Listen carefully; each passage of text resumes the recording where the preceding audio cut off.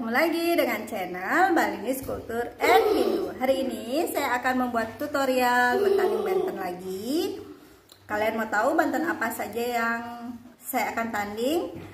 Oke, ikuti terus video ini sampai habis ya. Jangan lupa subscribe channel Balinese Culture and Hindu, di like dan boleh di share di media sosial kalian agar banyak orang tahu betapa beraneka ragamnya cara bertanding banten yang ada di Bali, dan itu merupakan budaya kita yang harus kita lestarikan sebagai generasi muda. Yuk terus ditonton video ini ya. Nah, di sini saya sudah punya ingke yang sudah saya tatai ya, yang dialasi dengan daun pisang. Pertama-tama itu saya sudah punya buah pisang. Potong ujungnya biar tidak terlalu panjang dan ujungnya. Ini sudah ada buah pisang. Kemudian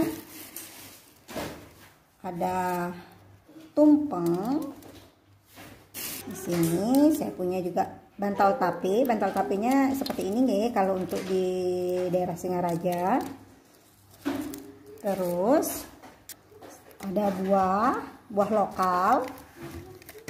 Dan melestarikan petani buahnya, biar kita sama-sama bangkit dari perekonomian. Nah, di sini saya punya jajan uli, jajak begini, dan jajan lainnya ya. Iya. Kemudian ada kacang saur atau rasmen. Kalau rake ajengan di sini sampainya tubungan. Nah, seperti ini. Jangan lupa juga dikasih cana.